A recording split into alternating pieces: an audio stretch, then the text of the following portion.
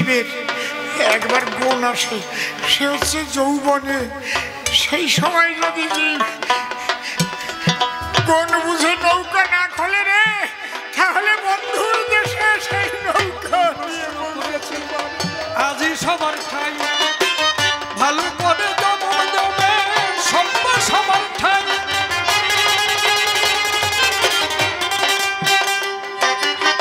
তোমার পিতার এত স্বাস্থ্য থাকতে বটে কেন, ভাগবত কথা শ্রবণ করাচ্ছ জানতে চাই কেন? ভাগবত কথা কেন আমায় আজই শোনাও বটে, ভালো করে জবাব দাও এই কাব্যের হাটে। আর একখানা প্রশ্ন করেছে দাঁড়াইয়ে সভায়, আপনারা বসে বসে শুনলেন শুনি জয়।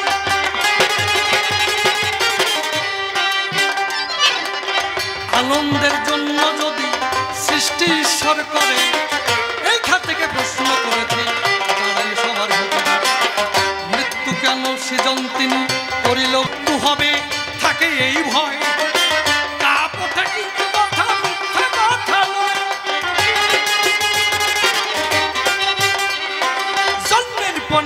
ঈশ্বর করিল মৃত্যু সজন, এই তত্ত্ব জানতেই হলো আমার খেলা। প্রশ্ন করেছি দাঁড়াইয়ে সভায়, আপনারা বসে বসে শুনলেন শুধু চয়। ওই যে শ্রীকৃষ্ণ দিয়ে ওই যে বনে, সেই কথা বলে গেছে আমি সবখানে। সেখানে শ্রীকৃষ্ণ করেছে যে রাস, কত মানুষের তাতে কিন্তু গেছে বটে বাস। এইভাবে বাস করার রাস কেন করিল, এই তত্ত্ব সবাই তুমি আজই খুলে বলো। এমনি ভাবে কত গোসাই এমনি ভাবে বাস দেয়, সেই বাসে কিন্তু কত সংসার ভেঙে যায়। তত্ত্ব জানতে আমার হলো আকিঞ্চন, তোমার কাছে প্রশ্ন আমি করলেন নিবেদন। তবে প্রশ্নকর্তার বেশি বলা নিষ্প্রয়োজন, আমার মতো ভাব এখানে করবো সমাপন। এরপরে সুখদেব আমার সভাতে আসিবে, তাহার ভাবের কথা খুলিয়া বলিবে। ওই দেখি এরপরে এসে কোন কথা কয়, কোন ভাবের ভাবধারায় উঠাইয়া লয়। অন্তরে অন্তরে হবই আমি সুখী, জবাব দিতে যখন থাকবে না আর বাকি। গুরুদেবের চরণে প্রণতি জানাই, তাহার যা ইচ্ছা বটে করে জানতাই। যদি কান্দারি হয়ে বসে কারো নাই, ভাঙাতরি হলো তার পাড়ি উঠে যায়। উঠুক না তোমার উঠুক তোমার ধরু পারি, ভাঙাতরি হলো তার উঠে যাবে পারি। তবে বেশি বলে নাই প্রয়োজন,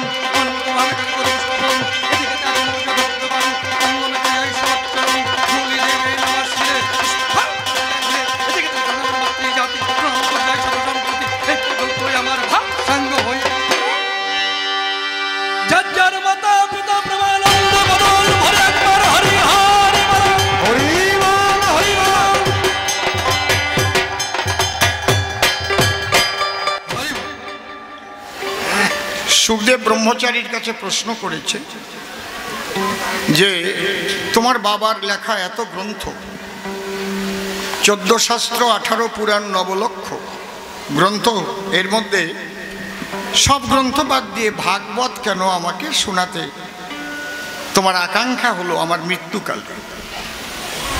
ভাগবত শুনলে আমার কি উপকার হবে?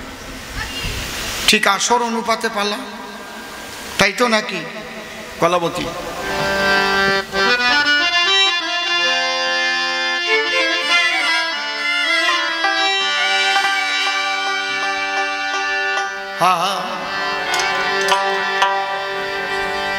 বছরে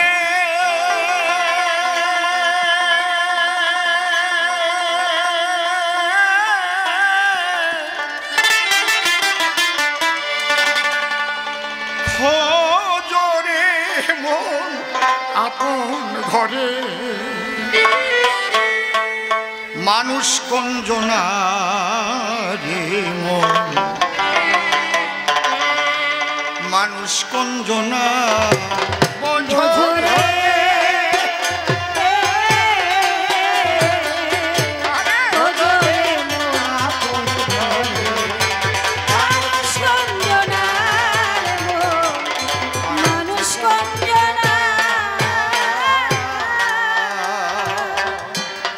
এই যে হাড়ে মাংসে জোড়া দেওয়া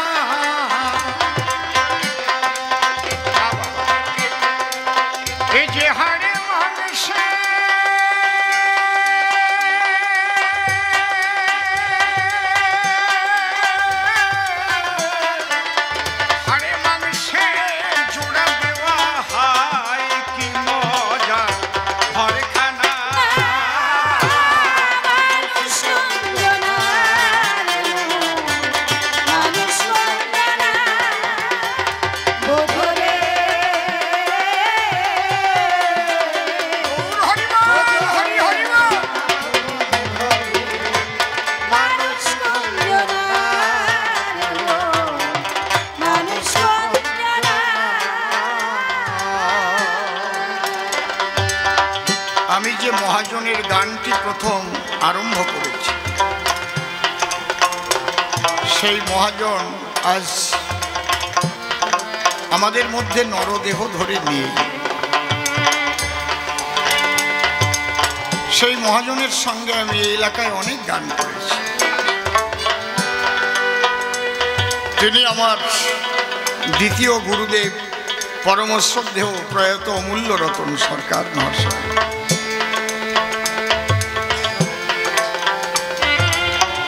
আমি তাকেও গুরু বলে মানি। তার মুখে বহু শুনেছি যত গান তিনি লিখেছেন, প্রচুর তত্ত্বমূলক গান আছে ওনার। মহাজনী পদ,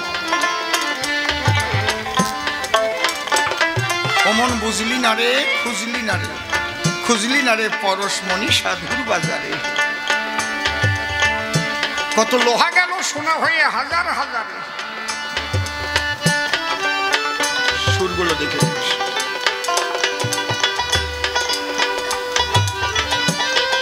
এই গানটা আমার কাছে অতি প্রিয় গান। আজকে সেই গানটা কাজে খেটে গেল। ভাগবত কেন শুনছে, মৃত্যু ভয়টা কি, মানুষ কি প্রকৃত মরে? শোনো, আমার এই গানটা খুব লক্ষ্য করে শোনো, তাহলে বুঝতে পারবে এই গানের মধ্যে জবাব আছে। এটা হচ্ছে মানুষের থাকার বাসা, ঘর, এর মধ্যে আছে মানুষ। সেই মানুষের সন্ধান যে পেয়ে যায় তার মৃত্যু ভয় থাকে না। হরি হরি বল।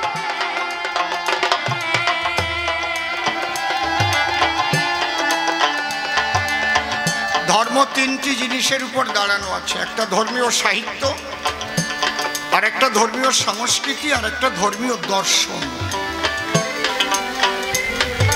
সাহিত্যের মধ্যে অপসাহিত্য প্রবেশ করানো যায় লিখে লিখে, যেমন আমাদের ধর্মগ্রন্থের মধ্যে, মুসলমানদের ধর্মগ্রন্থের মধ্যে, খ্রিস্টানদের ধর্মগ্রন্থের মধ্যে, সমস্ত ধর্মীয় মতবাদের ধর্মগ্রন্থে অপসাহিত্য প্রবেশ করেছে।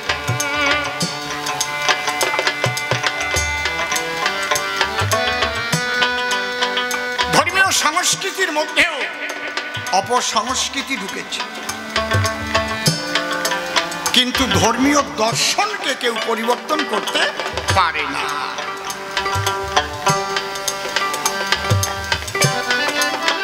আমি যে গানটা গাইছি, বজরে ফজরে মন আপন ঘরে মানুষ করল না, বাইবেলেও বলছে নো দাই সেলফ, নিজেকে জানো, কে তোমার এই ঘরে আসে। ইসলামে হাদিসে বলছে ওরে মিন মুমিনিন আরশ আল্লাহে তাআলা, আল্লাহ তাআলার আরশ মুমিনের দিলে, দিল দরজা দেখো খুলে, সেখানেই সেই মালিক বসবাস করে। দেখেছেন, দর্শন কেউ পাল্টাতে পারবে না, কিন্তু সাহিত্য, সংস্কৃতি তার অনেক পরিবর্তন ঘটিয়ে সমাজের অবনতি ঘটানো হয়েছে, মানুষে মানুষে বিভেদ সৃষ্টি করা হয়েছে। একটা বাচ্চা ত্রাণ নিতে গেছে, তার গলায় তার ইষ্ট দেবতার কোনো একটা লকেট ঝুলানো, সেটাকে কেটে দিচ্ছে দাঁত দিয়ে। দেখেছেন ফেসবুকে আপনারা, বাংলাদেশের ঘটনা। যারা ত্রাণ নিতে গেছে হিন্দুরা, এক মায়ের গলায় আশার মালা, হরিচাঁদের মূর্তি কেটে ফেলে দিচ্ছে, বলে এগুলো ফেলে দেওয়া। ধর্মীয় বিশ্বাসে আঘাত করা, ভক্তিতে আঘাত করা, এটা নয় কোনো ধর্মের ধারা। শুধু ওই ধর্ম নয়, এই হিন্দু ধর্মের মধ্যে এমন কিছু ঢুকেছে, আপনি ছোট জাত বলে মন্দিরে প্রবেশ করলে মাথা মুন্ডন করে তাকে শাস্তি দেওয়া হচ্ছে। এই কি ছোট জাত? এখনো আছে যারা বামুন ঠাকুর এখানে বসে আছেন, কেউ থাকলে আপনারা নমো বাড়িতে গেলে, মন্ত্র পড়াতে গেলে ওং উচ্চারণ করেন না এখনো। কেন? এখন তো ব্রহ্ম গায়ত্রী মোবাইলের রিংটোন। কি রিংটোন না মোবাইলের ব্রহ্ম গায়ত্রী? তাহলে ওম শব্দটা উচ্চারণ করতে পারবে না কারা? যারা দলিত, পতিত, লাঞ্ছিত, বঞ্চিত মানুষ, যাদের করে রাখা হয়েছে। এটা কোন নিয়ম? একেই বলে ধর্মের উপরে আঘাত করা, সাহিত্যে আঘাত করা, অপসাহিত্য, অপসংস্কৃতি। এই সমাজটাকে ধ্বংস করে দিয়েছে। সে মুসলিম ধর্ম বলো, হিন্দু ধর্ম বলো, খ্রিস্টান ধর্ম বলো, শিখ ধর্ম বলো, যে কোনো ধর্মে এক শ্রেণীর মানুষ, তারা তাদের সকল্পিত মতামত ঢুকিয়ে মানুষে মানুষে বিভেদ সৃষ্টি করেছে। জেগে উঠতে হবে যুব সম্প্রদায়, তাদের প্রকৃত ধর্ম জানতে হবে। ধর্মটা কি? ধর্মটা নিজেকে জানা। নিজেকে জানতে গেলে যে মানুষ জানে তার চরণে আশ্রয় না নিলে তো হবে না।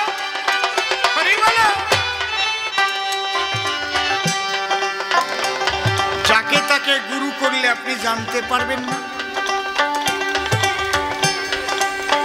কিছু আছে কুলগুরু, বংশানুপাতে তারা গুরুগিরি করাই তাদের ব্যবসা। কুলগুরু শব্দটা এসেছিল কুলকুণ্ডলিনী চৈতন্য থেকে। যে গুরুর কুলকুণ্ডলিনী চৈতন্য হয়েছে, তোমরা যাও সেই কুলগুরুর কাছে। কুলগুরু ধরা হলো কিসে? কুল মানে বংশ, বংশানুক্রমে গুরুগিরি। আমি কবি গান গাই, আমার ছেলে তো গায় না, তারে দেবেন বায়না? ভবা পাগলা ছেলে তো আর ভবা পাগলা হয় নাই। কি বুঝতে পারছেন?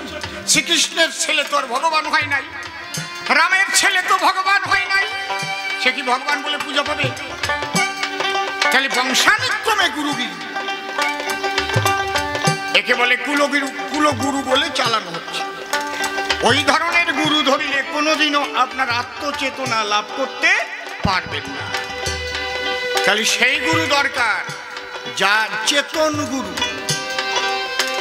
যিনি নিজেকে জেনেছেন এই দেহটা তুমি নও, দেহের মধ্যে থেকে তুমি কথা কও। এই যে হাড়ে মাংসে জোড়া দেওয়া, এই যে হাড়ে মাংসে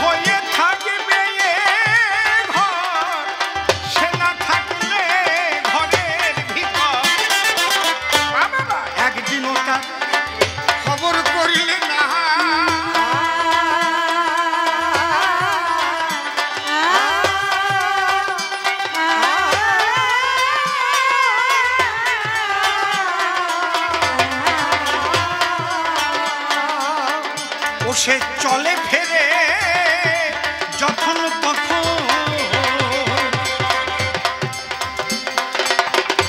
21,600 পরিবারে যে মানুষ ঘরে যাতায়াত করে সে চলে ফেরে যখন তখন কথা কয় না দেখা দেয় না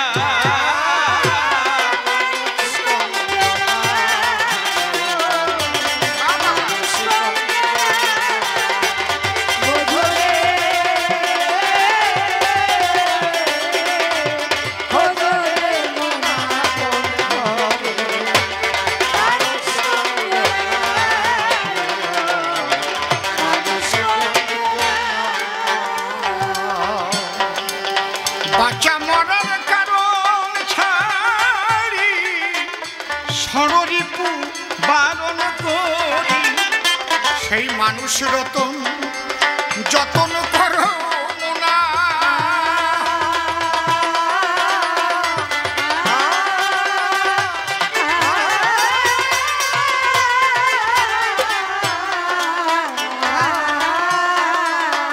বাঁচা মরার কারণ ছাড়ি ষড়রিপু বারণ করি মানুষ রতন যতন করো মনা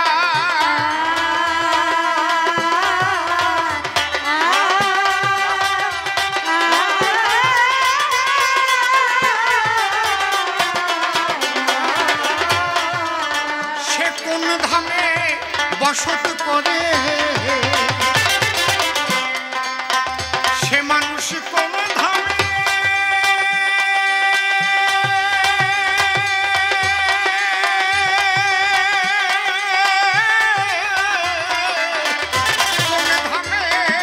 বসত করে দয়াল গুরুর কৃপায় যায় জানা শ্রী গুরু নিতাই গৌরানন্দ হরি হরি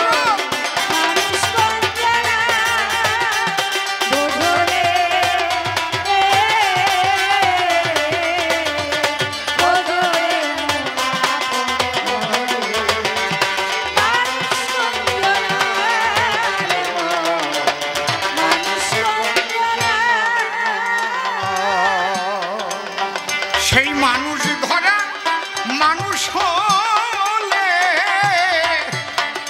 তার হুকুমে মানুষ চলে তোমরা পেলে তারে করো ভজনা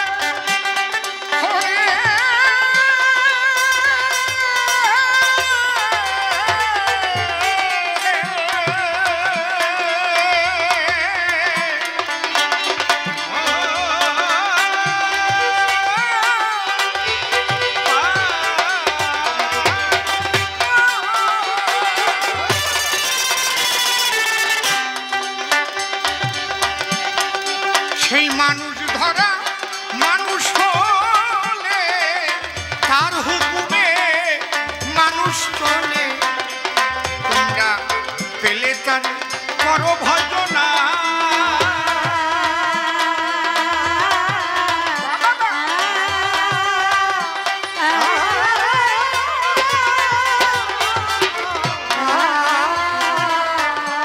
গোসাই অমূল্য শুধু পরেতে বুঝায়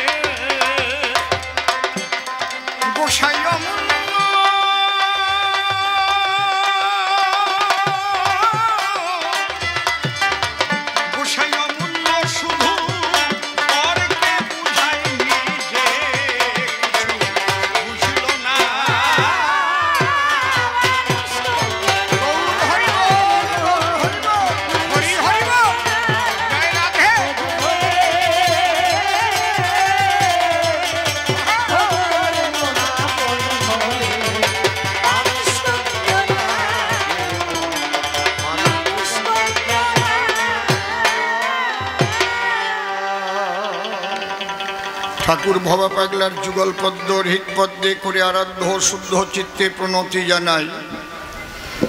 সাধুগুরু বৈষ্ণব হেরি আর যত পুরুষ নারী আমার ভক্তিপূর্ণ প্রণাম গ্রহণ করিবেন সবাই। মানুষকে প্রণাম দিলে সে প্রণাম ঈশ্বরে মিলে, সর্বশাস্ত্রে তাহার প্রমাণ পায়। কবি চণ্ডীদাস যিনি উচ্চকণ্ঠে বলেছেন, তিনি সবার উপর মানুষ সত্য, তাহার উপর নাই। স্বামী বিবেকানন্দ একই কথাই দিয়েছেন আনন্দ। উচ্চকণ্ঠে ঘোষণা করেছেন, বিশ্ব চরাচর বহুরূপের সম্মুখে তোমার ছাড়ি কোথা খুঁজিছ ঈশ্বর।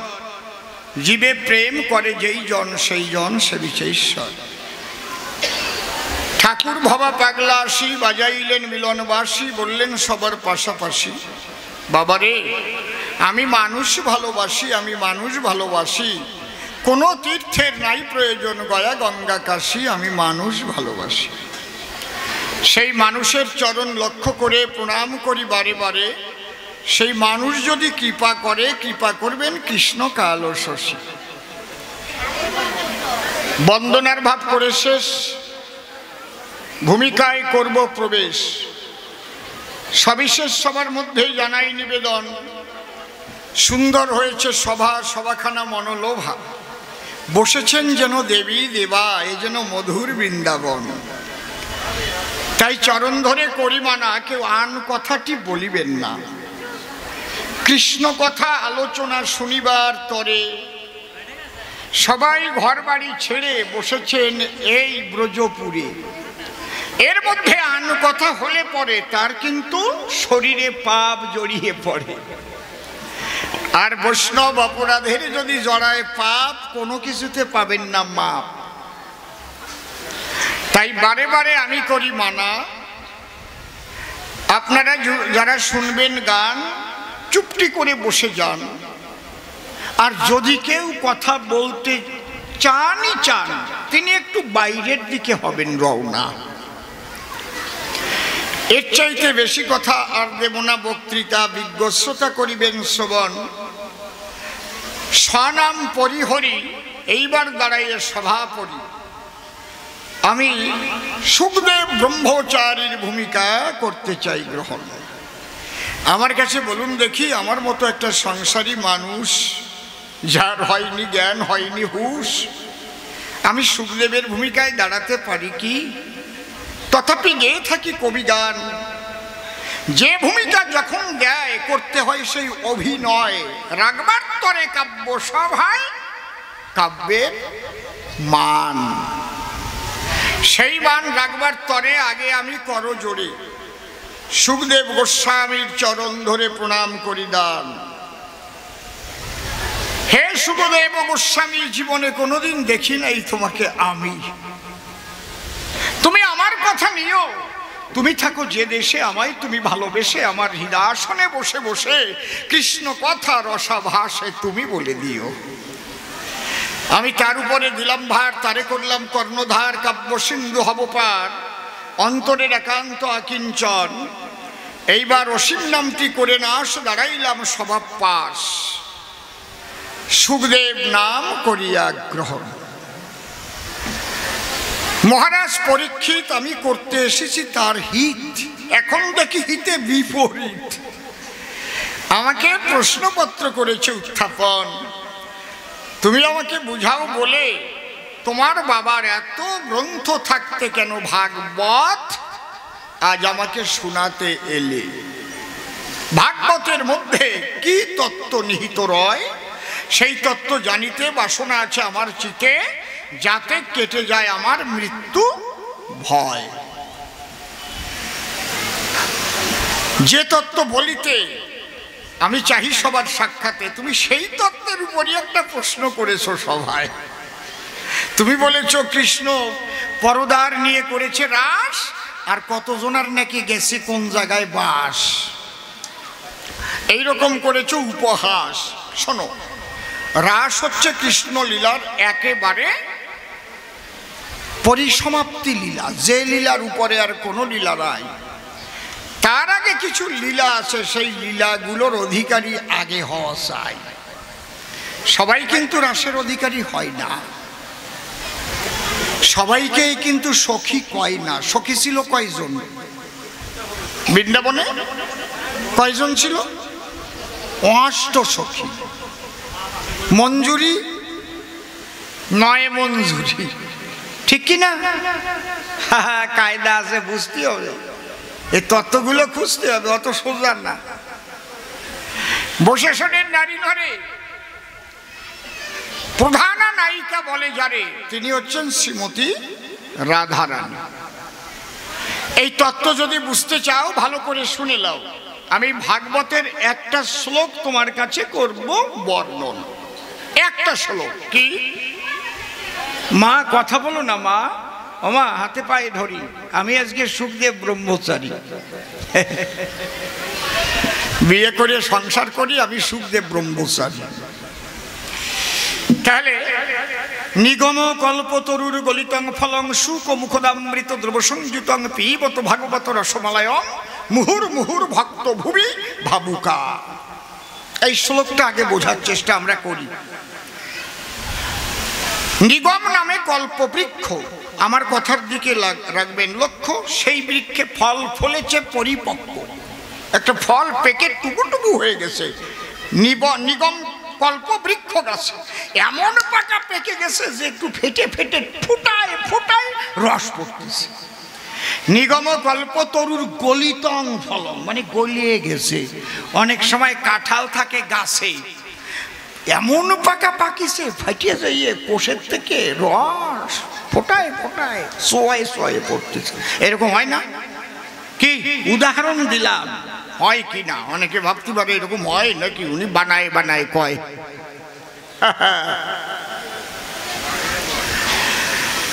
তাহলে এইবার আমাদের জানা দরকার, নিগম কল্পতরুর কথা বলল যে অসীম সরকার, এ গাছ তো কোনোদিন দেখি নাই। এই গাছটা কি রে ভাই? আগম নিগম বলে কারে? শিখবেন আপনারা গুরুর ধারে। আগম মানে আসা, প্রবেশ করার, নিগম মানে বের হওয়া। বোঝা গেল? তাহলে আমরা যারা নরনারী, আমরা এই জম্বুদ্বীপে এসে সংসার মায়ায় জড়াইয়ে পড়ি। আমাদের চাহিদার শেষ নাই। আমার কাছে বলুন দেখি, একটা মানুষের বেঁচে থাকতে লাগে কি? বিরাট বিরাট 8-10খানা বাড়ি লাগে কি? কোটি কোটি টাকা লাগে কি? কিন্তু আরো চাই, আরো চাই। ওর নাম চাই, ওতে ঢোকার কায়দা আছে, বেরোবার কায়দা নাই। যে একবার ঢোকছে সে ঠিক পাইছে কি? আমি বলি সভাপর থাকে যখন টালির ঘর, ডাক দিয়ে বলে গোবিন্দের গোচর, গোবিন্দ টালির ঘরে সুখ নাই, তুমি কথা লবা আমারে অন্তত একটা একতলা দালান দেবা। বলে কৃষ্ণ নটবর, একটু ভালোভাবে কাজ কর। খেটে খুঁটে যখন দালান পায়, একতলা দালানে বাস করে, আর তারই বাড়ির ধারে দোতলা যখন দেখতে পারে, দেখিয়ে দোতলা, তার ভিতরে জ্বালা। বলে ঠাকুর থাকা যায় না ইঁদুরের গর্তের ভিতরে, একতলা দালান যেন ইঁদুরের গর্ত, একটু দোতলা হলেই ভালো হতো। এদিক যত তালা বাড়ে আর তত জ্বালা বাড়ে। জয় রাধে। বুঝতে পারছেন ঘটনাটা কি? তাহলে আপনাদের আছে জানা, মানুষের বেঁচে থাকতে খুব বেশি জিনিস লাগে না। আমরা কতটুক খাই খানা, আর কতটুক বিছানা, তাতে করি শয়ন। একটু চিন্তা করে দেখুন দেখি, এত কিছু লাগে নাকি? কিন্তু ওগুলো করতে গিয়ে উপার্জন, অনেকে বিপথে চলে, মিথ্যা কথা বলে, দুর্নীতিগ্রস্ত হয়, তার ফল তাকে পেতেই হয়। এই জন্য বলছে যে আগম যখন তুমি ঢুকে গেলে ভাই, ওখান থেকে বেরোবার কায়দা নাই। নিগম মানে বেরোনো, এ কথা অতি সত্য। এই যে নিগম তত্ত্ব, ভাগবতের মাহাত্ম্য, যদি এই ভাগবতের কৃষ্ণ রাধা কৃষ্ণ মাহাত্ম্য কেউ বুঝিবারে পারে, অন্তর দিয়ে দেখেন ভেবে মায়া সংসার থেকে সে তখন এক মুক্ত জগতে গিয়ে প্রেমানন্দে মধুর বৃন্দাবনে বাস করবে, নিগম তত্ত্ব লাভ করবে। নিগম কল্পতরুর গলিতং ফলম। তাহলে নিগম বৃক্ষে যে ফল ফলেছে সেই ফলের রস ঝরে ঝরে পড়ছে। কোথায় পড়বে আপনাদের আছে জানা? ওই ফলের রস তো মাটিতে পড়ে না। এই জন্য সেই ফল কে ধারণ করেছে? নিগম কল্পতরুর গলিতং ফলম শুক মুখদামৃতং দ্রব সংযুক্তম।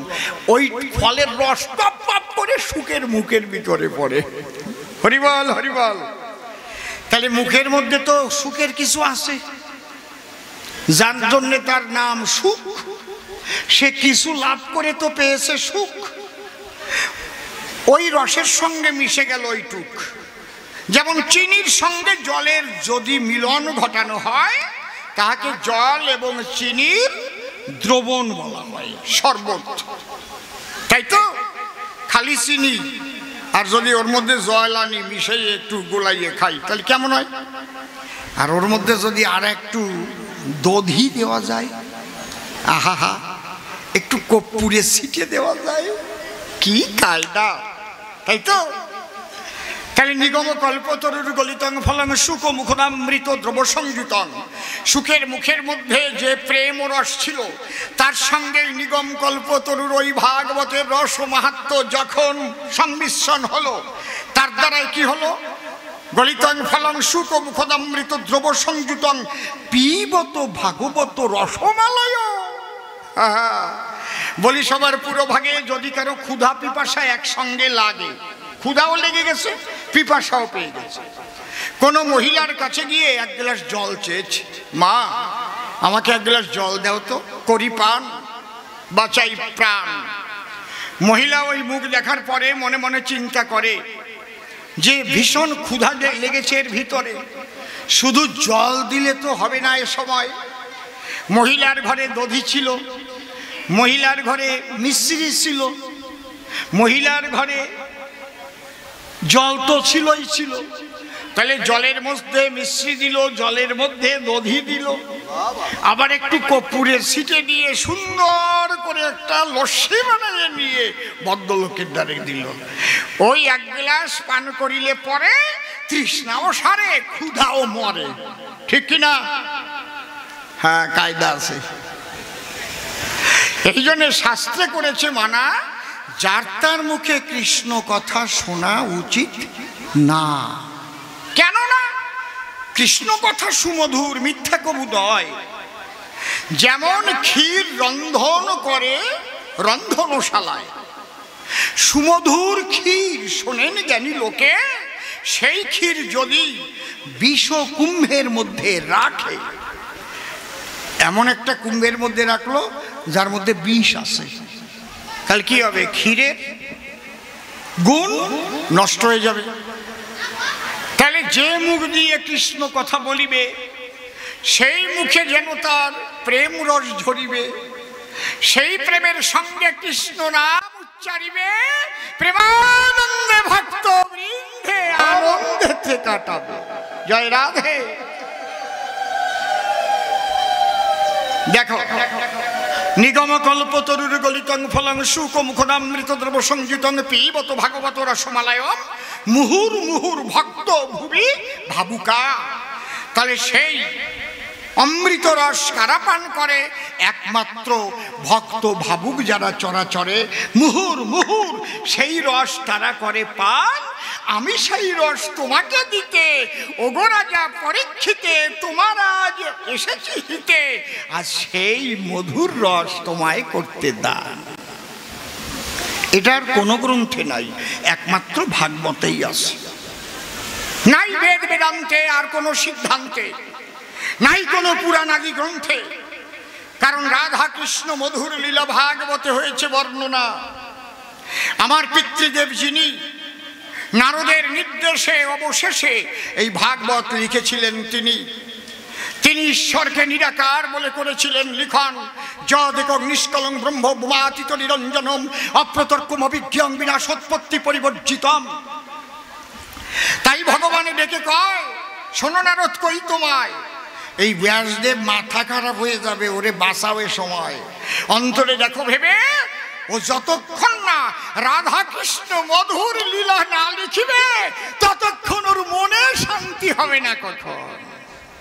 ব্যাসদেব পাগলের মতো হয়ে ওই মহাসাগরের পাড়ে গিয়ে করতেছিল ভ্রমণ। তখন নারদ গিয়ে ডেকে কয়, দাঁড়াও তুমি মহাশয়, এইভাবে ঘোরো কি কারণ? বলে, অসীম অনন্ত দিতে নারী তার সিদ্ধান্ত, অনন্ত অসীম অনাদি। বলে, তোমার মধ্যে একটা ব্যাধি। আরে সেই অসীম অনাদি অনন্ত, সেও লীলা এসে হয়ে শান্ত, লীলারস করে আস্বাদন। বলো কি? বলে, হ্যাঁ, কৃষ্ণের যতক খেলা সর্বোত্তম নরলীলা নরবপু তাহার স্বরূপ। তুমি সেই কৃষ্ণ প্রেম জগতে দাও ডুব, অন্তর দিয়ে দেখো ভেবে, দেখবে সেই সুমধুর তত্ত্ব তুমি পাবে। আর তাই না হলে জীবন ভরে থাকবে ব্যাকুল। ওই যে মধুর বৃন্দাবনে রাধা কৃষ্ণ দুইজনে পারিষদ বর্গ নিয়ে যে লীলা করেছে সম্পাদন, ধরো আমার কথা ধরো, সেই মধুর লীলা লিখন করো, প্রেম রসে তোমার অন্তর হইবে পূরণ। নারদের আদেশ মতে আমার পিতা তুলি কলম নিয়ে হাতে এই ভাগবত লিখিতে দিয়েছিল মন।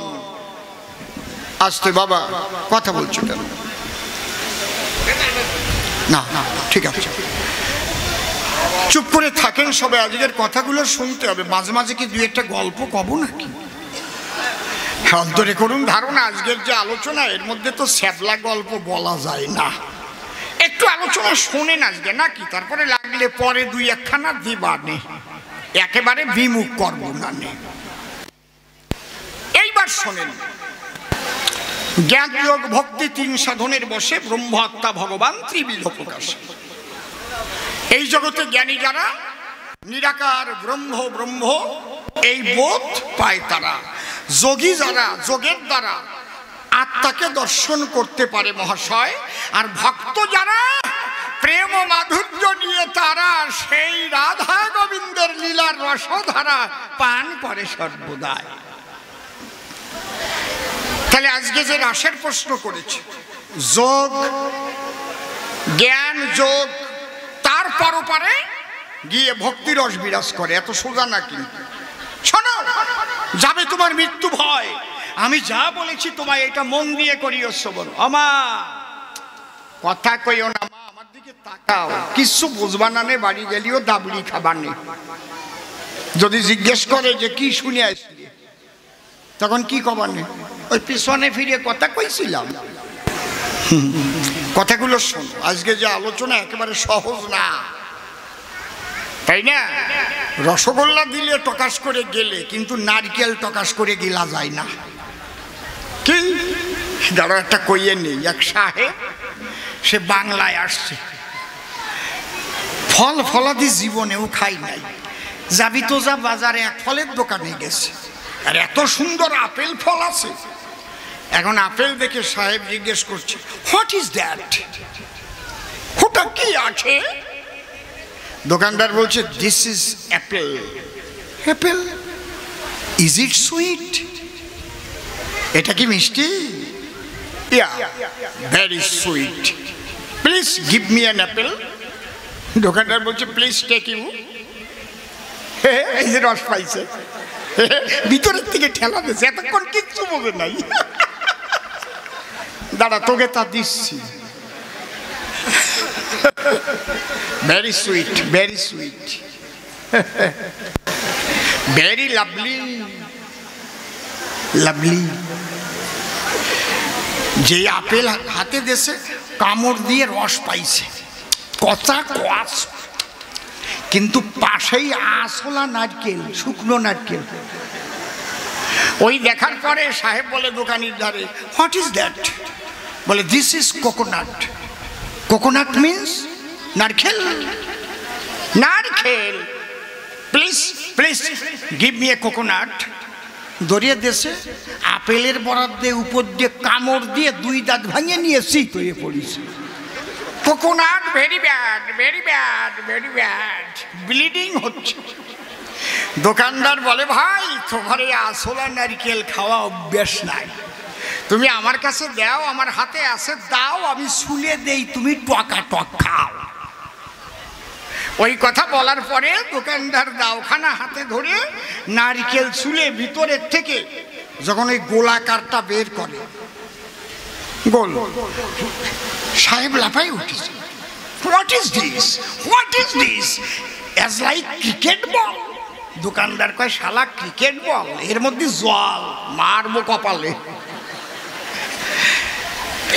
যেই দা দিয়ে বলছে, না আমরা খেতে দিতে পারবো না। তাহলে কি এটা ভক্তির বাহানা? গোপীরা বলছে, শ্রীরাম তুমি জানো না, কৃষ্ণ যখন করবে সেবা তুমি কেন বয়ে নেবা? সেবার বস্তু আমরা নিয়ে গোবিন্দের অধরে করবো দান। আমাদের কাছে বলো দেখি, তোমার কাছে বয়ে দেওয়া ঠিক হবে কি? তুমি বুঝতে পারোনি, তাই আমাদের কথায় জেগেছে অভিমান। যাও, তুমি চলে যাও। অন্তরে মোদের আছে ভাবো, আমাদের কৃষ্ণ সেবা আমরা নিজেরা দিতে যাব। আস্তে আস্তে আস্তে আস্তে আস্তে একটু বসতে দেন, আসে যখন পড়িছে একটু বসতে দেন কাছে কাছে। 3 কাল গেছে আর 1 কাল আছে। মা বসো, মা কৃষ্ণ কথা শুনতে তবু তো এসেছে, প্রণাম করি মায়ের পায়ে। কত কষ্ট করে আসছে, অসীম আসবে, একটু যাই শুনি আসে। মায়ের মনটা কত খুশি খুশি। এইবার তাই দেখেন তো হাঁটতে পারে না, তাও গড়তি গড়তি আইছে। আমি দেখেছি বাকে করেও গান শুনতে নিয়ে আসছে, বেশি দূর নাই, যে মেটে তালতলা আছে না বসিরহাটের পাশে, এক পাশে ঝুড়ির মধ্যে মাটি আর এক পাশে বুড়ো বাবা প্যারালাইসিস হয়ে গেছে। ওই বাকে করে যেমন আগে আসতো না বিক্রি করতে, গুড় টুর বিক্রি করতো, ওইভাবে নিয়ে আসছে। আমি হঠাৎ দেখি ব্যাপারটা কি, আমি তখন আসরে ঢুকি নাই, আসরে ঢোল বাজছে এবং ডাক গান হচ্ছে। আমি গিয়ে বললাম, দাঁড়াও বাবা, এনারে আনছো কেন এই জায়গায়? কয়, আমার বাবা বলছে মরেই তো যাব, আমার শেষ ইচ্ছাটা একটু পূর্ণ কর। কি? আমার একটু সামনাসামনি অসীমের গান একটু শোনা বাবা। আমার বাবা প্যারালাইসিস হয়ে 3 বছর পড়ে আছে, এই জন্য ঝুড়ির মধ্যে ভরে এক পাশে মাটি ভরে আর বাবার এক পাশে দিয়ে আমি বাঁকে করে নিয়ে আসছি। আমি সাষ্টাঙ্গে প্রণাম করলাম। আমার তো কোনো মূল্য নাই, আমি একটু কৃষ্ণ কথা বলে বেড়াই, হরি কথা বলে। আপনি আমাকে আশীর্বাদ করবেন দান, যেন জন্ম জন্মান্তরে কৃষ্ণ কথা বলার অধিকার দেয় গোবিন্দ আমারে। ধ্যান আপনার চরণ দুখান।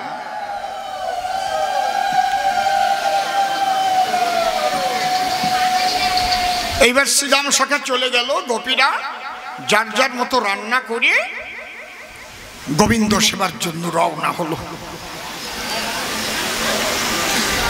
দাঁড়িয়ে বলি সবার সান্নিধ্যে, যেতে যেতে পথি মধ্যে এক গোপীর স্বামীর সঙ্গে দেখা হলো। বলছে, ব্যাপার কি, বাড়ি নাই? আমি তোমার স্বামী। কার জন্য খাদ্য ভরে সেই খাদ্যের থালা নিয়ে শিরে, কোথায় করছো গমন? অগোসাই উঠে যান কেন? আসেন, এই জায়গা চলে আসেন, আপনি উপরে উঠে আসেন। বসে শোনেন জ্ঞানী গেল। ঠিক আছে, ঘটনাটা কি হলো? ওই স্বামী যখন দেখতে পেল, বলে, তুমি কোথায় যাচ্ছ?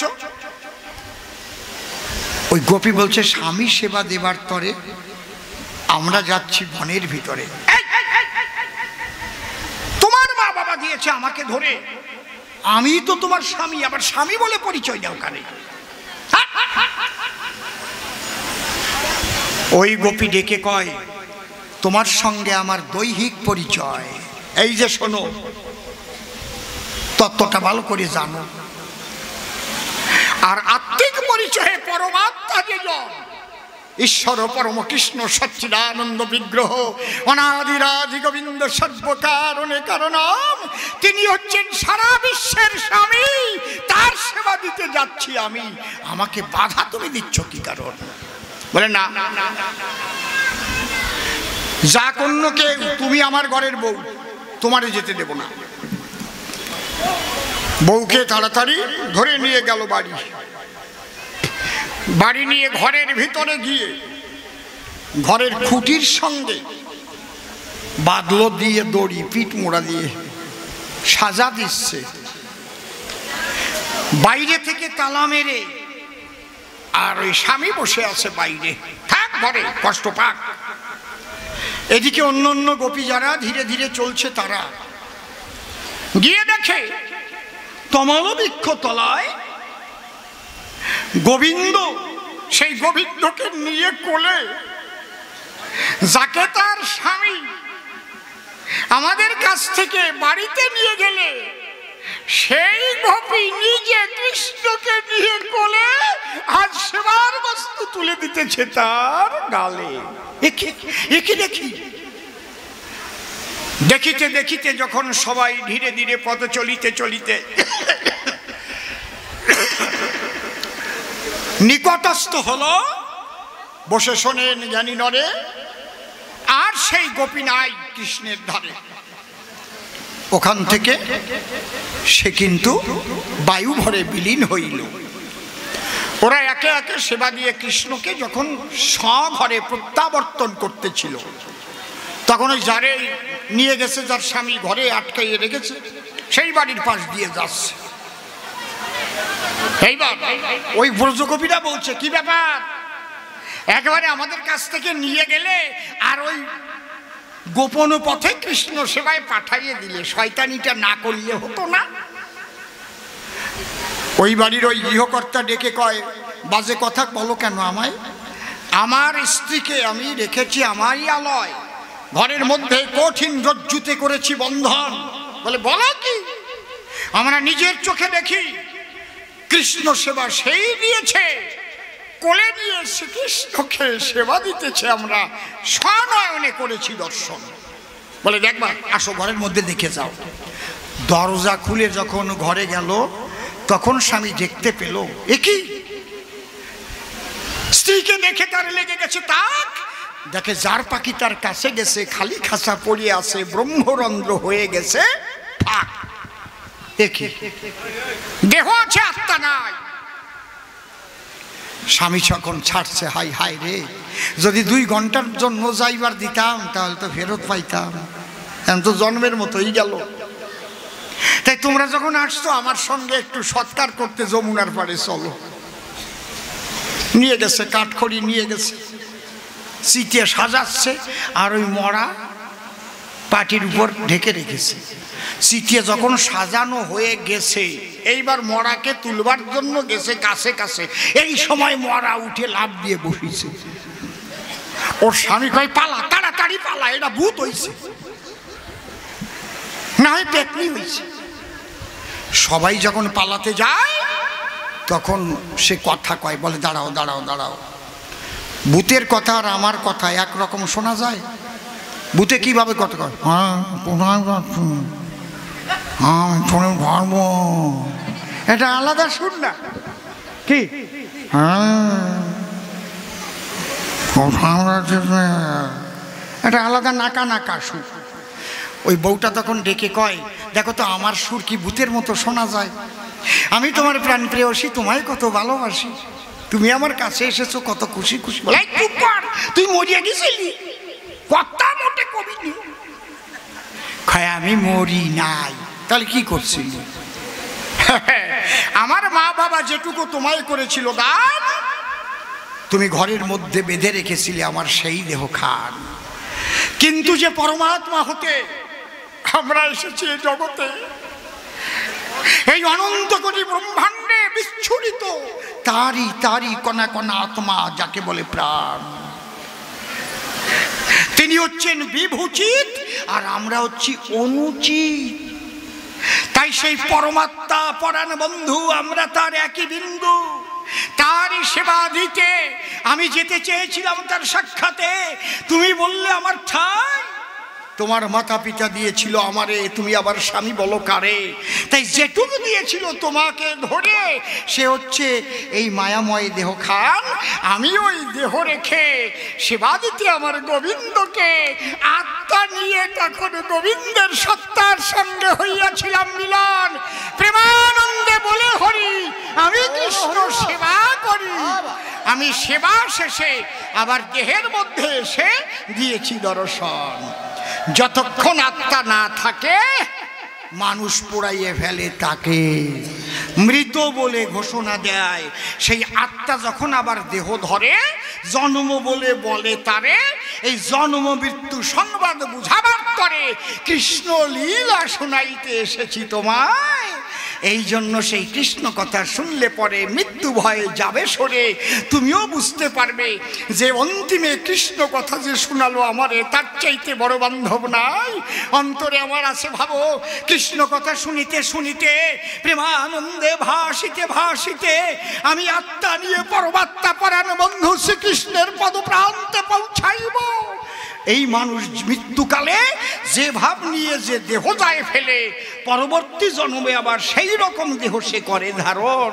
এই জন্য ভগবান কি বলেছেন সেই নিত্য নিরঞ্জন কি অন্তকালে চ মামেব শরণ মুক্ত কলেবরং যপ্রয়তি সনদ্ভাব যপ্রয়তি শতদ্ভাবং যাত্রী নস্তত্র সংশয় জং জং পাপি শরণং ভাব ত্যাজেত্যন্তে কলেবরং। যে যে ভাব লইয়া দেহ ত্যাগ করে সেই ভাব অনুসারে আবার দেহ ধরে। মৃত্যুকালে কৃষ্ণ নাম এই জন্যে করাতে হয় শ্রবণ। কিন্তু আমরা কখন কৃষ্ণ নাম শোনাই? শোনেন সুধীজন, যখন আত্মাটা দেহ থেকে চলে যায় তখন কানে কৃষ্ণ নাম দেয়। এই জন্যে গুরুর চরণ নিয়ে আশ্রয় সদা সর্বদা সর্বকর্মের মধ্যে দিয়ে মনে মনে কৃষ্ণ নাম নিতে হয়। ওই নাম নিতে নিতে যদি প্রেম ফুল ফুটেছিতে ওই যে মহাকাল মৃত্যু যখন আসে দরজাতে তখন ও ভিতরে কৃষ্ণ নাম হয় উচ্চারণ। ওই নামের সাথে সাথে মিলে যদি কেউ দেহ থেকে যেতে পারে সে যায় মধুর বৃন্দাবন। প্রেমানন্দ হরি হরি একবার বলো সর্বজন। তাইতে তোমার শেষের কালে আমি এসেছি ভাগবত শোনাইয়ে তোমার পরকাল সুমধুর করব বলে, যাতে কৃষ্ণ কথা শুনিতে শুনিতে দেহ ত্যাগ করে কৃষ্ণ চরণ প্রাপ্ত পরীক্ষিত হতে পারে। সেই আশায় করে কৃষ্ণ কথা ভাগবত কথা শোনাতে এসেছি তোমায়। পরিষ্কার পরিচ্ছন্ন জবাব। এরপরেও যদি বোঝো যে আছে কিছু অভাব, দেব আবার জবাব। এবার একটা গান গেয়ে নেই, তারপরে তার আরো জবাব দেই যে জন্ম সৃষ্টি করে মারল কেন, তাই না? ধরো হরিবল হরিবল হরিবল।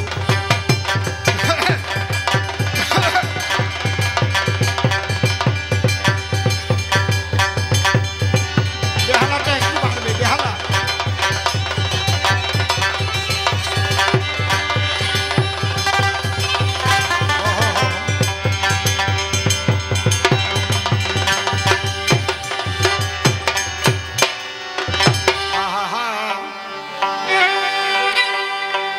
ওরে সাগর সাগর পারে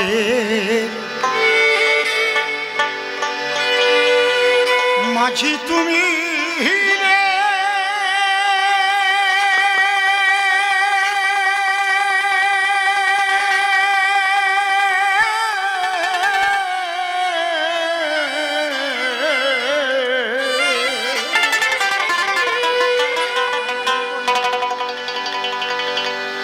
হারে মাঝি চলেছ কোন দেশে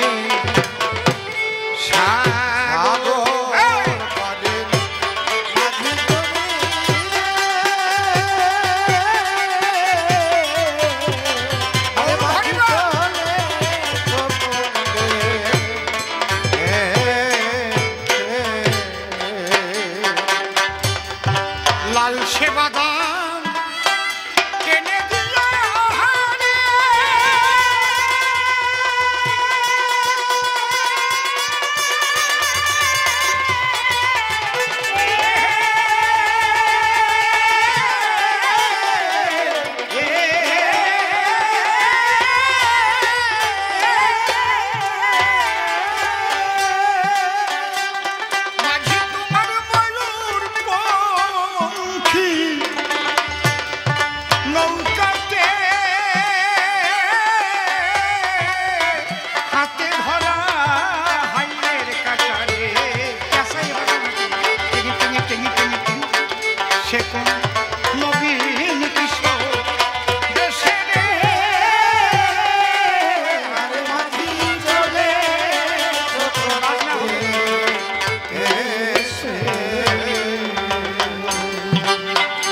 আস্তে।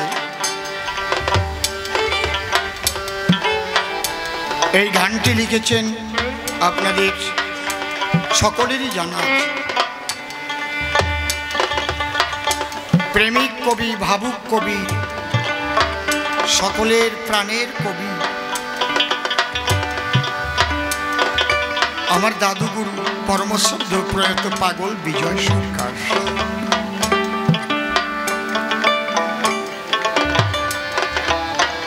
আপনাদের আশীর্বাদে আমি সর্বক্ষণ তাকে 1 মাস সেবা করার সুযোগ পেয়েছিলাম। এটা আমার জীবনের বড় পাওনা।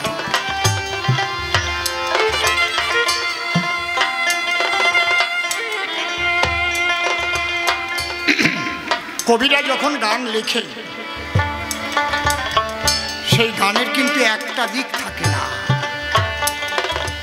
বিভিন্ন দিক থাকে।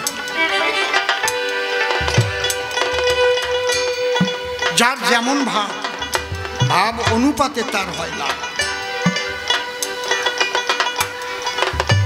তিনি কি লিখলেন? সাগর পারের মাঝি তুমি রে, হারে মাঝি চলেছ কোন দেশে। তার মানে নদীর কূলে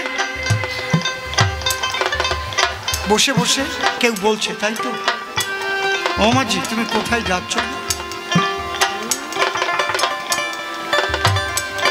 লালসে বাদাম টেনে দিয়ে রে, আগে পালতোলা নৌকা যেত না, তোমার ময়ূরপঙ্খী নৌকাতে হাতে ধরা হাইলের কাটা, সে কোন নবীন কিশোর বেশে। চিরনবীন চিরকিশোরকে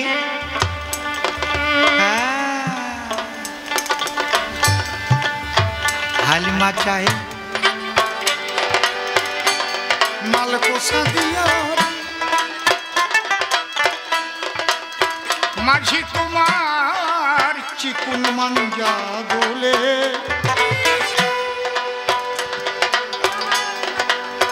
খোলা হাওয়ায় তোলা দিল রে, ও তোমার মাথার বাবরি চুলে।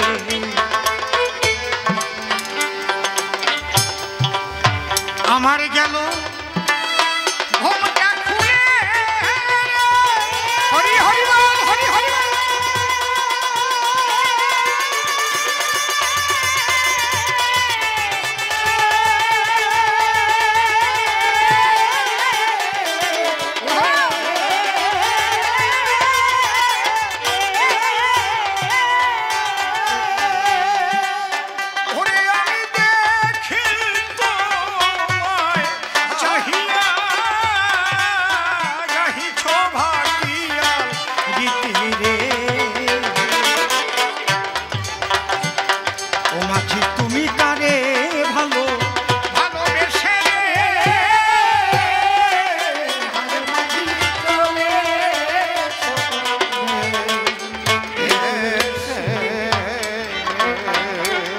ধরা পড়ে গেল,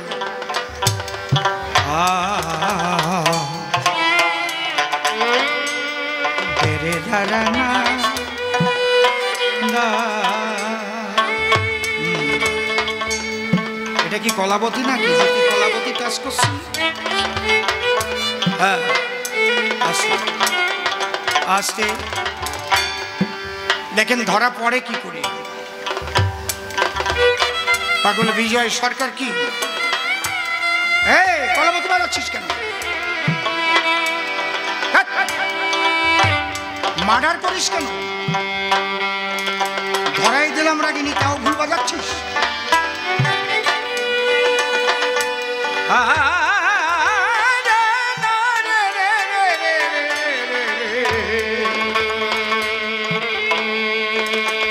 শেষ হয়ে গেছি সেই কয়দিন বাড়ি থেকে।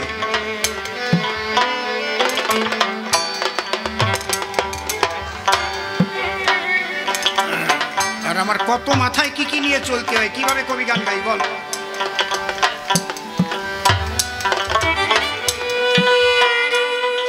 সারে গা পা ধা সা সা ধা পা গা রে সা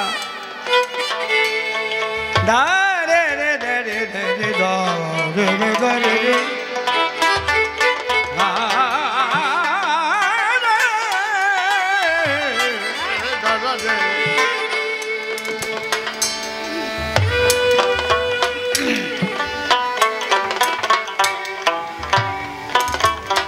বিজয় সরকার কি মেয়ে মানুষ ছিলেন নাকি? কারো ঘরের বউটাও ছিলেন যে ঘুমটা খুলে গেল। কায়দা আছে, ধরা পড়ে গেছে চোর। এই জায়গায় হচ্ছে আমরা সবাই কি একজন পুরুষ আর সবাই আমরা প্রকৃতি। আমরা সবাই গোবিন্দের ঘরের বধূ। হরি হরি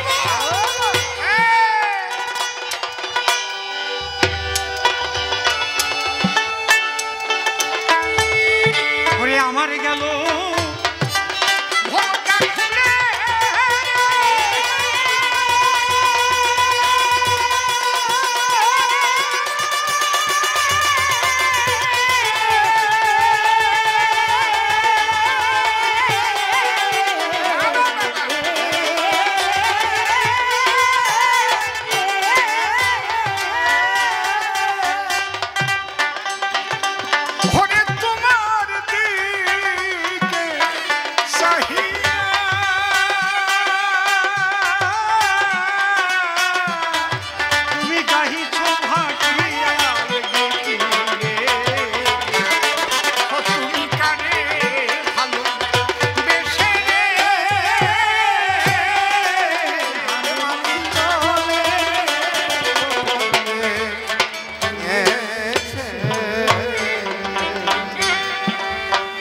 জীবাত্মার গায়ে চারিখানা বসন পরা থাকে। সেই বসন না খোলা পর্যন্ত গোবিন্দকে দর্শন করা যায় না। সে আমাদের সামনেই আছে, দূরে না। তাই না হলে লালন ফকির গান লিখতো না, নড়ে চড়ে হাতের কাছে খুঁজলে জনম ভর মেলে না, কথা কয় রে দেখা দেয় না।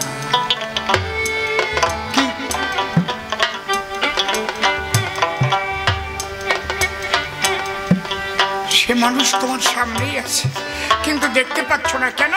পরা পশ্যন্তি মধ্যমা বৈখুরী। গুরুর কাছে এর তত্ত্ব আছে, জিজ্ঞেস করে নেবেন। কবি গানে শুনে এলাম, পরা কি, পশ্যন্তি কি, মধ্যমা কি, বৈখুরী কি, এই চারি বসনের ব্যাখ্যা করে গুরুদেব সেই বসন শূন্য উলঙ্গিনী করবরে যাতে আমি দর্শন পাই আমার প্রাণ গোবিন্দ। কারণ ওই বসন দিয়ে ঢাকা থাকলে তো গোবিন্দ দর্শন হবে না। এই জন্যে পাগল বিজয় সরকার কৃষ্ণ দর্শন পেয়েছিলেন।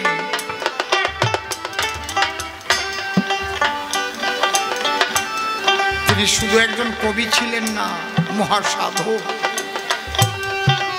তারপরে কি বললেন? ওরে ভরা নদী, ভরা নদীর কোণের জোয়ারে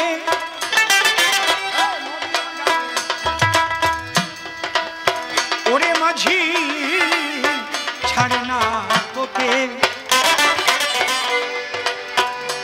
তেমনি আমার বুকে মাঝে রে হয়ে ওঠে ভাঙা রে। কি কথা! যারা সুজন নাইয়ে তারা কোন বুঝে যায় ভাই। ও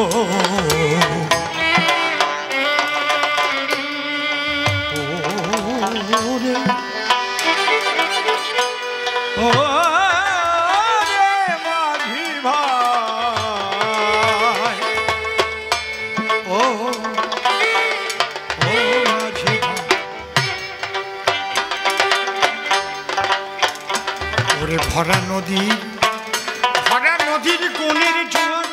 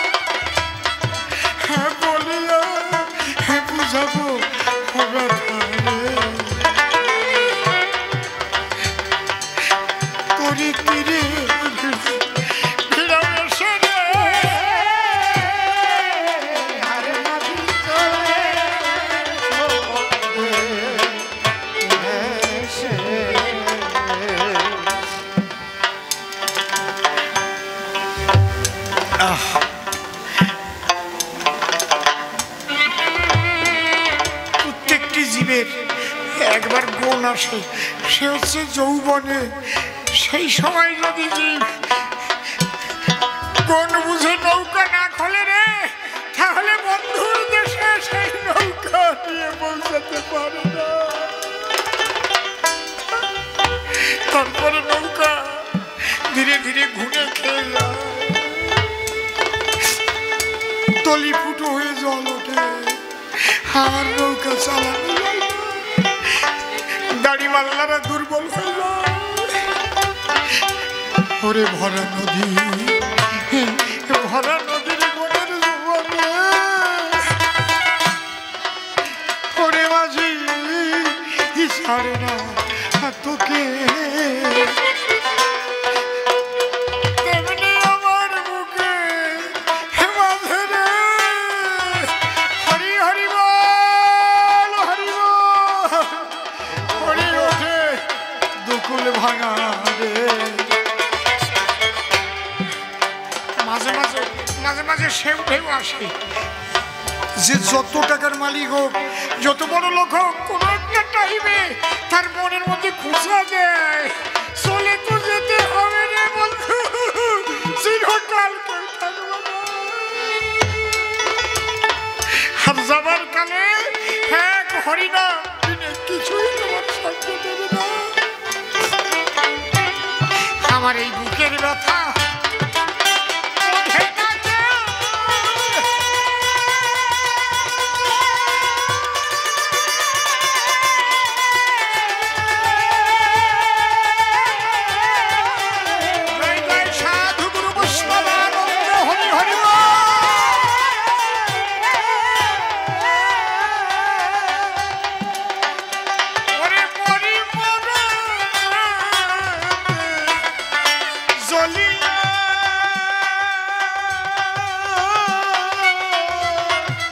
বলিয়া বুঝাবো ব্যথা রে,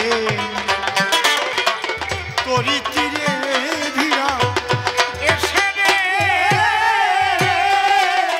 আর মাঝি চলে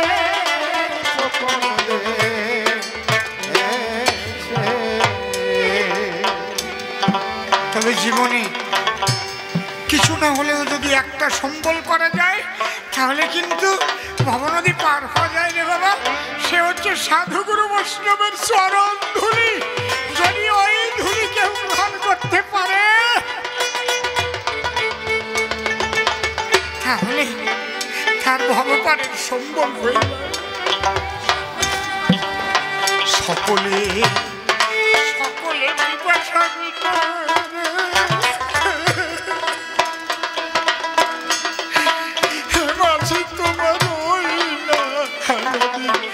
নদীর জলে ওরে কি পিপাসা বুকে,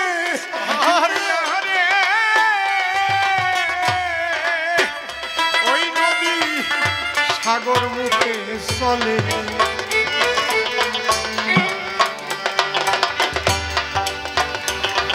ও মানুষ, জীবন ভরে সবার আশা আকাঙ্ক্ষা, সবার পিপাসা মিটে গেছো, কিন্তু তোমার পিপাসা যে কোথায় গিয়ে মিটবে তার সন্ধান কি করে দেখেছো? স্ত্রীর চাহিদা, কন্যার চাহিদা, পুত্রের চাহিদা, ভ্রাতার চাহিদা, ভগ্নীর চাহিদা মিটিয়েছ, কিন্তু তোমার জ্বালা কোথায় গিয়ে জুড়াবে গো? সেই জ্বালা জুড়াবার জায়গা আর নাই। একমাত্র সাধু গুরু বৈষ্ণবের কাছে যাও, তার চরণ ধুলি ছিঁড়ে যাও। হরি হরি বল।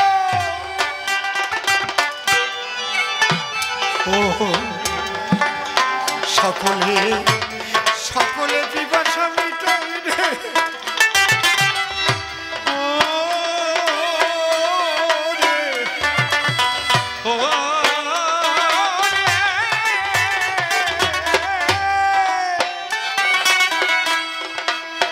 মাঝি তোমার ওই না নদীর জলে, ওরে কি পিপাসা বুকে নিয়ে রে, সেই নদী আমার সাগর পানে চলে। তার কুলে আঘাত আঘাত দিয়ে বলে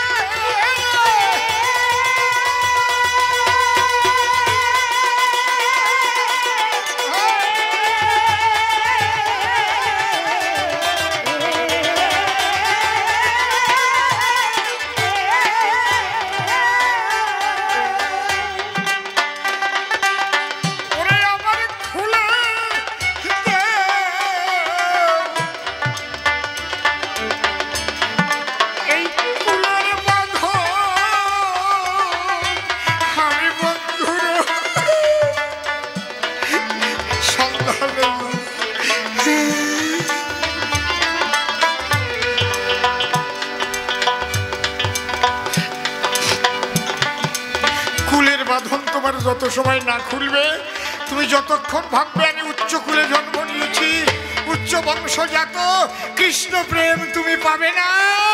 কুলের বাঁধন খুলে চলো একবার সাধুগুরু বৈষ্ণবের চরণ তলে।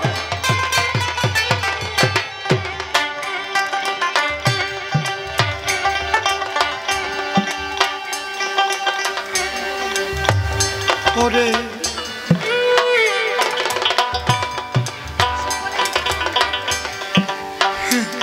সকলে পিপাসা মিটাই রে,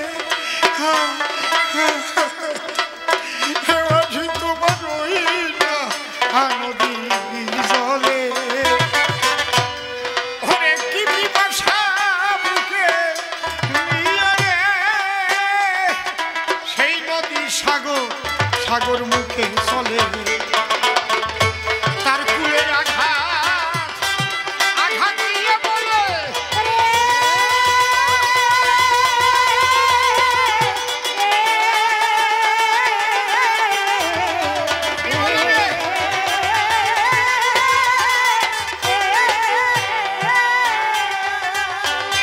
আমার খুলে দাও এই কুলের আমি বন্ধুর তালাশে যাব রে। বসে আছে এখন দেশে রে,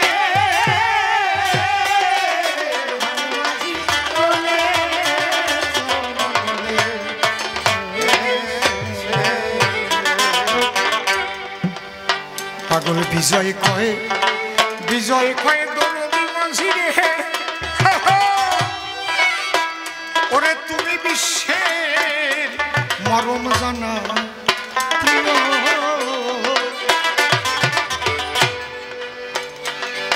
ইশারায় ডেকে নাও সবাই রে, উড়াইয়ে রঙিন উত্তরীয়। আরে আমার তোমার নৌকায় তুলে নিও হরে। জয় জয় রাধা কৃষ্ণ প্রেমানন্দ হরি হরি।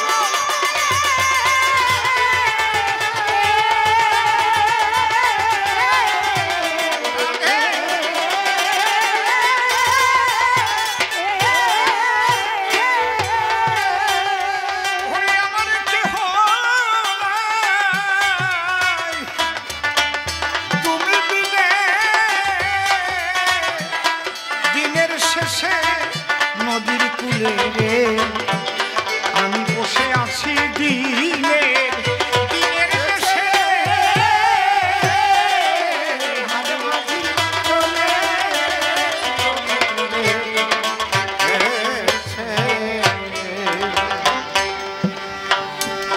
একে একে কয়েকটা প্রশ্ন করেছিল গান, আমি সাধ্য মতে ধরে ধরে দিচ্ছি তাহার সমাধান। ডেকে বলে আনন্দের জন্য জগৎ সৃষ্টি হল, জন্ম দিয়ে কেন মৃত্যু দিল তাই আমার মহারাজ। এই জগতের এক নাম দুনিয়া, হাসি কান্না, আধার আলো, মন্দ ভালো, স্বামী স্ত্রী, জোয়ার ভাটা, জন্ম মৃত্যু, দুনিয়া। সৃষ্টি হয় দুনিয়া, নারী পুরুষ।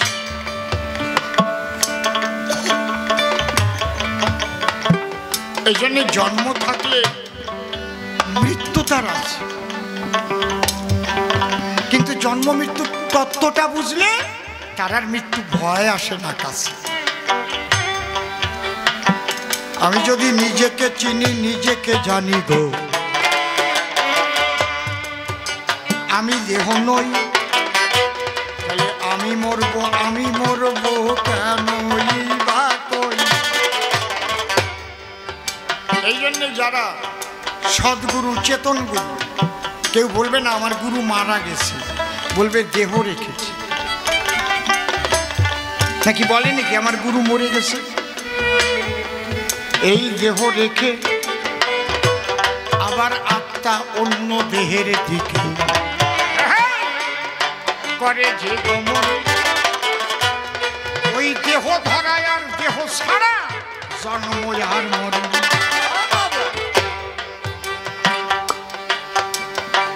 তুমি বললে যদি আমরা কেউ বুড়ো না হতাম, চুল না পাকতো, টাক না পড়তো, আচ্ছা পড়লো না, তাতে কি হয়েছে? জন্ম তো আর কমতো না। তাহলে পৃথিবীটা কতটুকু? এইরকম যদি জন্ম নীতি তাহলে থাকতো, পৃথিবীর ভারসাম্য রক্ষা হতো কি? রাজা ভেবে দেখো তাই, একটু মানুষ বেড়ে গেছে তাইতে হতেছে খাই খাই। এ কথা অতি সত্য, বেকারত্ব সারাটি দেশ ভরে। আর ওই বলদ যা কয় ওইভাবে যদি শুধু প্রোডাকশন যায় বেরিয়ে, তাহলে জমি বাড়বে না, প্রোডাকশন বাড়বে, মানুষ খাবে কি? এর জবাব তুমি দিয়ে দাও, একটু শুনে রাখি। তুমি যে কোন ধরনের রাজা, কি যে বলো। তবে শোনো, মৃত্যুটা কেন সৃষ্টি করেছে? জন্ম হলে মৃত্যু হয়, কারণ এই যে তুমি যত সুন্দর হও, যত সুন্দরী হও, এটা তোমার চিরস্থায়ী নয়। প্রকৃতি তোমাকে সুন্দর করিয়া তিলে তিলে সাজাবে, আবার তোমার ধীরে ধীরে সব কাড়িয়া নেবে, একটু একটু করে আবার তোমার সব কেড়ে নেবে। এই তুমি একদিন মায়ের কোলে ছোট্ট শিশু ছিলে, তারপরে কৈশোর, তারপরে যৌবনে পদার্পণ করিলে, তারপরে প্রবীণ হলে, বৃদ্ধ হলে গো। দরকার একটু ভাবা, শেষে ওই শ্মশান ঘাটে এক মুঠো ছাই হবা।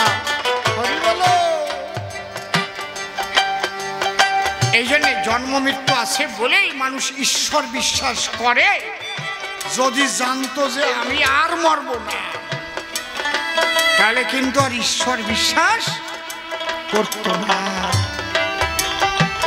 তাহলে আমাকে দেহ ছাড়তে হবে, তাহলে আমি কেমন দেহ পাবো? যদি ঈশ্বর ভজন করি, ঈশ্বর আমায় ভালো জন্ম দেবে। হ্যাঁ, ভক্ত সঙ্গে প্রেম তরঙ্গে আমার আনন্দে কাটিবে। আর যদি মানুষ হয়ে খারাপ কাজ করি, অন্তরে দেখেন ভেবে, মানুষ হওয়া যাবে না, নিম্ন জনিতে পাঠাবে। যদি আমি মানুষ হয়ে অজার মতো কাজ করি, তাহলে অজা করিয়ে পাঠাবে, মজা করি বেড়াবো। এই শ্যামল গেবাড়ির কাছে কালী বাজার একটা জ্যান্ত ঘটনা কব, নাম কব না।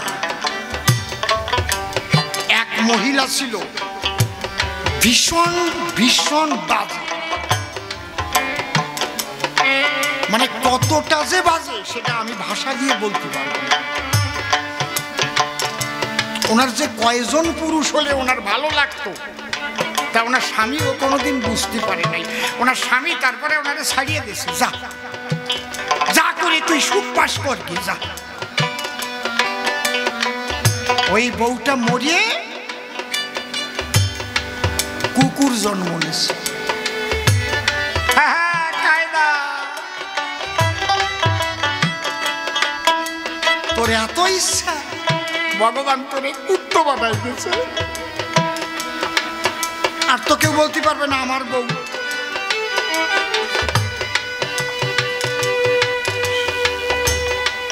মায়া কুকুর, মায়া নারী কুকুর। আর ওই ডেরে সব কুকুরে ধরে, মাইরে একেবারে জ্যান্ত কথা বলতেছে, মরার মতো হয়ে গেছে। স্বপ্নে যে তার স্বামী কিন্তু মরে নাই, ওর স্বামীরে বলতেছে আমি খুব কষ্ট পাচ্ছি, আমি তোমার স্ত্রী ছিলাম, আমার আগের জন্মের অপরাধের ফলে আমি কত পুরুষ ভোগ করেছি, এবার আমি কুকুরই জন্ম পেয়েছি, আমি উঠে খাবো, যে খাবার জোগাড় করতে পারি না, তুমি আমার দুটো খাবার দিয়ে যেও। ওর স্বামী গিয়ে সেই কুকুরকে খাবার দিয়ে আসলো। কি এদের বাড়িতে ভাবো কি যে যা যা করলাম, এই কোটে যদি তুমি খালাসও পাও, ভগবানের কোটে কারো খালাস না, মনে রাখো।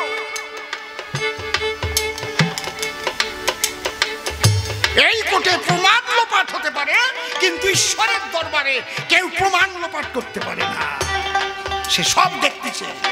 অন্ধকারে যে যা করো সব দেখিতে পারে, তোমার বিচার হবে বাবা ওই কর্ম অনুসারে। তারপরে সে মারা গেল, কুকুর জন্ম থেকে মরে গেল। তুমি মানব দেহ পেয়েছো বলে যা ইচ্ছা তাই করবে, হ্যাঁ, কিন্তু মনে রেখো যা করবে তার ফল তুমি পাবে। এখানে যদি তুমি ভোগ নাও করতে পারো, হয়তো এখানে কাটাই গেলিয়ে কোনো মতে চালাকি বজ্জাতি করি, বিচারের পর বিচার আছে, এখানে নয় শেষ, অতি ভয়ঙ্কর মনে রেখো সেই বিচারের পরিবেশ। তুমি নারী হয়ে জন্ম নিয়েছিলে, তোমার স্বামীর ঘর থেকে কত পুরুষের সঙ্গ করেছ, এই জন্য তোমার কুকুরই বানাইয়ে ছেড়ে গেছে, যাও, মরার মতো হয়ে গেছে। অপরীক্ষিত, এই জন্য মৃত্যুকালে কৃষ্ণ ভজন, কৃষ্ণ কথা, সাধু সঙ্গ করে শেষের যাত্রা করবো আমরা, বলে হরে কৃষ্ণ হরে হরি বল, হরি বল, হরি বল। এই জন্ম মৃত্যু ঈশ্বর রেখেছেন, তাহলে তো বিচারই থাকে না, বিচারটাই তো থাকে না, ঈশ্বরের বিচার করবার জন্য যে তুমি যেমন কর্ম করবা এই জন্মে মরবা, আবার কর্ম অনুপাতে ফল পাবা। এমনি ভাবে আবর্তন বিবর্তন চলিতেছে ভাই, পরিষ্কার করে জবাব দিলাম সভ্য সমাধান। রাস কাদের নিয়ে করেছিল? যারা দেহ থেকে আত্মা বেরিয়ে গিয়ে পরমাত্মার সাথে মিলন হতে পারে, সবার দ্বারা হয় না, ওই গোসাইটা পারে না বলে বল্লায় কামড় খাইছে, আমার দোষে। দেহের মধ্যে 6টা বল্লা দিবানিশি করে হল্লা, তাদের তো শান্ত করে নাই। গোসাই করতে গেল রাস, গোসাই তখন গেল বাস, আমাকে দোষ দেও কেন গোসাই? এই ধরো আমার কথা ধরো, আগে তুমি গুরু ধরো, মরা হতে বেচারি সন্ধান, গুরু তোমায় দান করিবে, অন্তর দিয়ে দেখো রাসে হবে অধিষ্ঠান। রাসে যাওয়ার সুযোগ পাবে, দেহ নয় ওই আত্মা নেবে, আরে পরমাত্মায় হইবে মিলন, দেখিবে সে রূপ না ধরি, প্রেমানন্দে হরি হরি এই রূপ করবে না। রূপের মাঝে স্বরূপের বাস, তখনই ঘটিবে প্রকাশ, শিক্ষা গুরু সেই চেতনা দেবে, তাই যদি পেতে চাও ধরো দিয়ে গুরুর পাও, তবেই তো তুমি কিছু পাবে। এমনি এমনি নাকি কি? এই জন্য বলছে যে শিষ্যের হবে কর্ণজনী, গুরুর জিহ্বা লিঙ্গ খানি, শিষ্যের হবে কর্ণজনী, নিষ্কামেতে করিবে রমণ, হায় গো নিষ্কামেতে করিবে রমণ, ওরে হরি নামের বীর্য ফোঁটা পূর্ণ হবে মনি কথা, হরি হরি বলো, চিত্রানি তাই করবে আস্বাদন, হায় গো চিত্রানি তাই করবে আস্বাদন। সেই গর্ভে পুত্র হলে জ্ঞানের নামক পুত্র নিলে,